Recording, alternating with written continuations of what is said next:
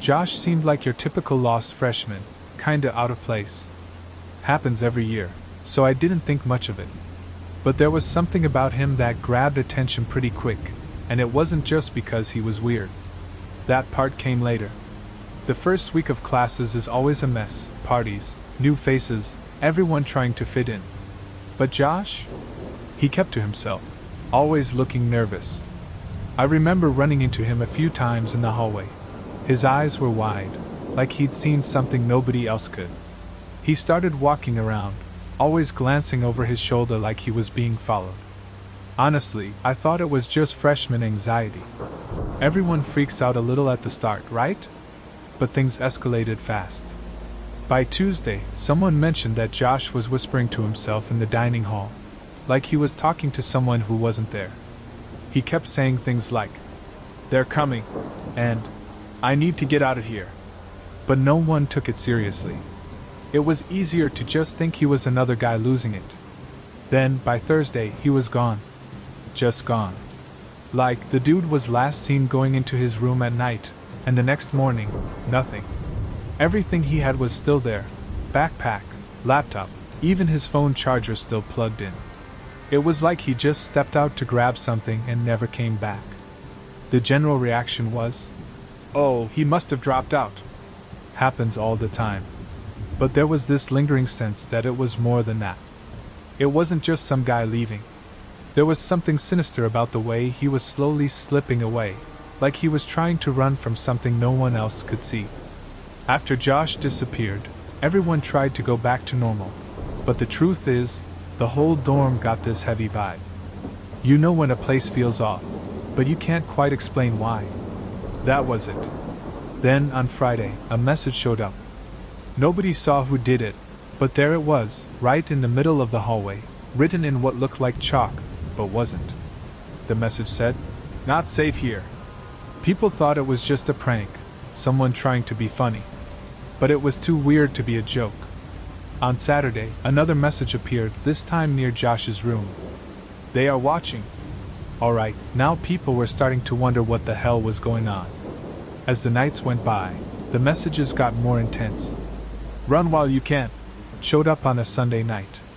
I saw that one early in the morning when I was going to grab coffee. It was like Josh himself was trying to leave us notes. But that didn't make sense, because he was gone. Rumors started flying around. Some said he'd totally lost it, and was hiding somewhere. Others thought it was some kind of freaky ritual, or something. Nobody knew for sure, but the paranoia started to spread. The weirdest part is that even though everyone was freaked out, nobody did anything. It was like we were stuck in this game where all we could do was wait. With each new message, the feeling that something was seriously wrong kept growing. But nobody talked about it. It was one of those unspoken secrets everyone shares but nobody's brave enough to admit. The nightmare peaked on Monday morning. I woke up with this weird feeling, like something was off. When I stepped out of my room, I saw the hallway wall was covered in one last message, written in big, shaky letters. I was taken. The vibe in the dorm flipped to pure panic and denial. Everyone pretended they didn't care, but you could see it on their faces. Nobody was chill anymore. After that, it stopped. The messages quit, and the dorm plunged into this heavy, oppressive silence. The school finally got involved, but all they did was a half-assed investigation. They gave the standard line about "no evidence of anything suspicious," and moved on. Josh's room stayed empty for weeks, untouched like he was gonna come back any minute. But he never did. Eventually, they cleared out his stuff and assigned a new student to the room, like nothing happened. But the truth is, nobody forgot. Josh wasn't just a freaked-out freshman. I keep going with my life, but that silence in the hallway and the unexplained messages still mess with my head. When I accepted the night shift project at the lab, I thought it'd be a breeze. The pay was decent, and the silence of the empty building seemed perfect for focusing on my research. But honestly, I totally underestimated how much that isolated environment would mess with my head. The building was old, full of narrow hallways, and at night, it felt more deserted than any horror movie I've ever seen.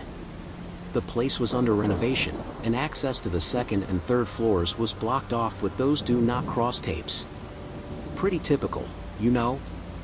The lab where I worked was in the basement.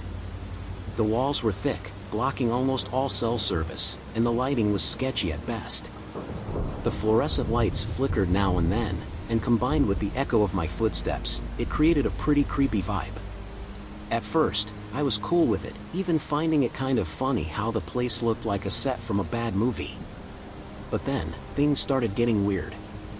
In the middle of my focus, I began hearing noises coming from upstairs. It was the sound of footsteps, clear as day. A slow, deliberate pace, like someone was walking back and forth. At first, I figured it was just the old structure creaking, but the sound kept going, always with the same rhythm. My eyes darted around, trying to spot anything out of place, but the silence that followed the footsteps only made the tension worse. It didn't make sense for anyone to be there. The floor was closed off for renovations, and I was the only idiot working at that hour. After an hour of hearing those steps and trying to convince myself it was all in my head, I decided to go check it out. I grabbed a flashlight and started climbing the stairs, heart pounding in my chest. Every step creaked, and the feeling of being watched only grew stronger. When I reached the second floor, the hallway was shrouded in this eerie half-light. The lamps were flickering like they were about to give out, and the smell of dust and fresh paint was suffocating. What really sent chills down my spine was the state of that floor. It was supposed to be empty, but some of the doors were slightly ajar, and one of them looked like it had been forced open recently. I cautiously entered one of the rooms and immediately noticed something off. There was food trash on the floor, like someone had a quick snack and left everything lying around. A chair was tipped over, like someone had left in a hurry. None of it made sense. Who the hell would be hanging out there at night? As I explored the corridor, I caught a glimpse of a shadow moving quickly outside the window, like someone was running down the fire escape.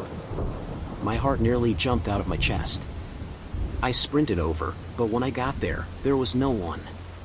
I scanned the area, trying to catch any movement, but all I heard was the wind rustling through the trees. At that point, I had no idea what I was dealing with, a person, my own imagination, or something I really didn't want to find out. I headed back down to the basement, but my mind was racing. Any concentration I had was gone, and every little sound felt amplified. I couldn't shake the feeling that something was seriously wrong with that place. I spent the whole night with the sense that I was being watched. But what really got under my skin were the little details that started popping up. In the lab hallway, I saw fresh footprints in the dust. Definitely not mine. And I found a coffee cup still half full, like someone had just left it there a short while ago. The tipping point was when I found an old notebook on one of the desks. The pages were filled with notes in German, mixed with disturbing drawings. They were diagrams of the building, with highlighted routes and strange symbols near the windows and doors. Every time I flipped a page, a chill ran down my spine. It felt like someone was monitoring the place, taking detailed notes of every corner. I knew I needed to finish my work, but the truth is I couldn't focus anymore. Every noise felt like it was coming from all directions at once, and time seemed to crawl. When it was finally time to leave, I bolted out of that building without looking back. I just wanted to get as far away as possible. To this day, I'm still not sure what was going on that night.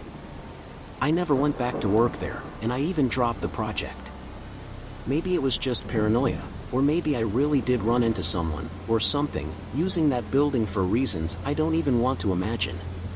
The worst part is I'll never know for sure. But one thing's certain, what was supposed to be just another night of academic work turned into a nightmare that still haunts me. And sometimes, it's the lack of answers that makes it all even more terrifying. I've never been the type to get easily spooked, you know? But there are certain things that just stick in your head like a nightmare that won't go away. When I started my internship at the University Medical Center, I thought it was going to be just another one of those boring routines of taking vital signs and helping stressed out doctors find patient records. Sure, the night shifts were a bit gloomy, but anyone working in a hospital is used to that kind of heavy atmosphere. But there was something different there, something I couldn't explain. But it bothered me from the very first shift. It turns out that every night, between 2 and 3 a.m., patients would show up and then just vanish into thin air. They arrived in critical condition, usually brought in by ambulances, with nurses sweating bullets and doctors rushing around. And then, poof, they disappeared as if they had never existed. The weirdest part? There was no record of their admission, nothing in the system.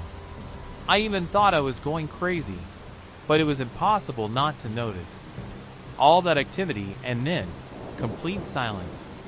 I knew I was supposed to just do my job and not stick my nose where it didn't belong. That's what everyone said. Here, we do what we're told and don't ask questions. But damn it, how could you not ask? I'm naturally curious, and that's always been a problem. So, I started paying closer attention. I noticed that the same doctors and nurses were always involved with these special patients. They had that look of knowing more than they should, always whispering among themselves and locking themselves in rooms with double doors and tinted glass. Nothing good happens in places like that, and I knew it. I decided to dig a little deeper. Of course, only during the gaps in my shifts when no one was around. I poked around in files and tried to access records that, theoretically, should exist. But every time I got close to finding a clue, the data would disappear. There was no way it was a coincidence. It seemed like someone was monitoring everything, erasing any trace I found. That just made me want to dig even deeper. During one of the shifts, I couldn't resist and followed one of the nurses, who always handled these cases. He took a patient to a part of the hospital I didn't even know existed in the basement. I waited in the shadows, and when they left, I sneaked in. It was a cold, windowless hallway with a strange chemical smell. There were no flickering lights or machine noises, just that suffocating silence. At the end of the hallway, I found a room filled with boxes and papers. There was the proof I'd been looking for. Reports detailing illegal medical experiments, people disappearing in exchange for experimental procedures. It was sickening. The patients were lab rats, and the entire hospital was involved. Everything was covered up as if they were accidents or natural deaths, leaving no trace. I realized I had crossed a dangerous line, and the scariest part was realizing that now I was a threat to them. I don't know what saved me from being discovered that night. Maybe the noise of a gurney being dragged in the hallway made the staff come back before they saw that someone was there. I ran and erased any trace of my presence as best as I could. Since then, every shift is a weight on my conscience. I see those faces that I know won't come back, and all I can do is pretend I don't know anything. And that's it. I'm still here, graduating, and trying to move on. I don't know how far these people will go to protect their secrets, but one thing is certain. There are more people involved than I could ever have imagined. And I keep quiet, because sometimes fear speaks louder than any sense of justice. Sign up to receive new stories every day.